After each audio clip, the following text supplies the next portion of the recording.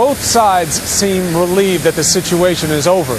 The man who tried to blackmail Letterman for $2 million admitted to the scam in court, and Letterman revealed the news right here, hopefully bringing an end to months of drama that was certainly no laughing matter.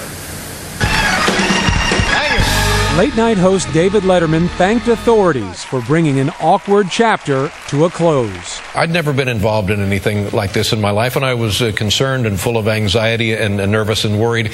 And the people in the district attorney's office said this will be handled professionally, this will be handled skillfully and appropriately. Well, the matter was resolved today, and they were exactly right. It was handled professionally, skillfully, and appropriately. This wasn't quite the ending Robert Joe Halderman had been hoping for.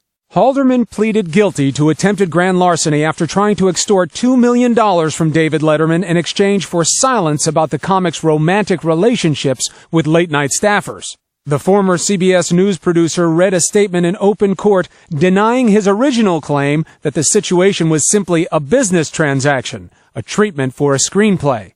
This so-called treatment was just a thinly veiled threat to ruin Mr. Letterman, Halderman read.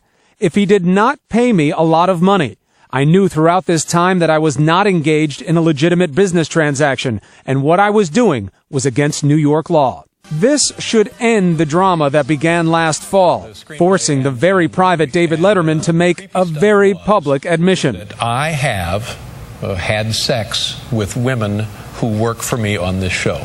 One of those women was allegedly Stephanie Burkett, Halderman's ex-girlfriend. Outside court, Halderman apologized to Letterman and Burkett. I apologize to Mr. Letterman, his family, to Stephanie Burkett, her family, and certainly to my friends and family. Halderman's attorney, who had originally hoped to get Letterman on the stand during a trial, said the plea was the best resolution for his client. We weighed the prospects of going to trial and thought that this was the best way to resolve it.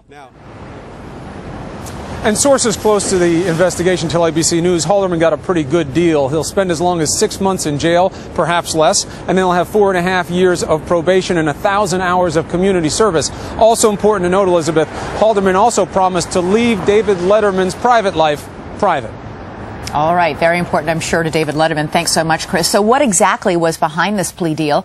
Joining me now is Dr. Bob Arnott, a close friend and former colleague of Joe Halderman's. They worked together for 14 years. You know him quite well. Good morning. Thanks for being here. Given Halderman's own admission that this treatment was, quote, just a thinly veiled threat to ruin Mr. Letterman, is there any doubt in your mind that your friend is guilty of extortion? I talked to him last about February 16th, and on the phone he sounded delighted, happy, relieved. He was faced with 15 years in jail. At age 52, he'd come out at 67, $150,000 for the trial, financial ruin, he'd never work again, it would be the end of his life. So this plea deal, 4 to 6 months, he was very happy about it. He called me and asked what kind of community service he might be able to do, and I gave him 2 or 3 different suggestions and called the organizations to see if he might do that. So I had a long talk with his lawyer. His lawyer felt that they had a very good case, that they were willing to go to trial. So I think the bottom line here, Elizabeth, is who blinked first? That is, clearly the threat was that Letterman would have to come to trial, and Joe allegedly had a lot more information from Stephanie that could be ugly. But at the heart of the issue is whether or not he tried to extort Mr. Letterman. I mean, does it really sound... At one point, it's been reported in the press that he said, he was taped by prosecutors saying, your client, to Mr. Letterman's lawyer, does not want this information public. For a price, I will not make this public. Does that sound like a legitimate business deal to you? No, it doesn't. So you're basically admitting that your friend did try to extort Mr. Letterman. You know, I went over this with Joe, with his lawyer, and the heart of the case I was not privy to. What they did say was that the deal changed slightly from day 1 to day 2 to day 3 with the lawyer when the microphone came in, and that the lawyers did lead him down a certain path. You know, Jerry Shargell is a very good lawyer. He thought that there was a case there.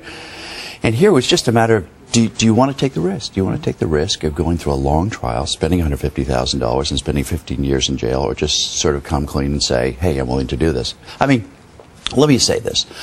He was my producer for 14 years. I'm not defending anything he did. I'm not privy to the case. My father taught me one thing, and that is, you want to come to the defense of your friends when they're at their lowest possible point, which is where Joe was. And I just wanted to come to his defense to say that he's a great human being, a great producer, and the actual details of the case, of course, were not known to me. How did your friend end up here? He was a respected Emmy Award-winning producer at CBS News. How did he wind up as a convicted felon? You know, his life unraveled. You know, he had found in December of the previous year that Stephanie was still having an affair with Letterman, according to the diaries that he had found. They were going to break up. Stephanie said, no, I really want to stay with you. So it went to last August. And in last August, he saw Stephanie in an embrace with Letterman, allegedly at the end of his road. It looked like a passionate embrace.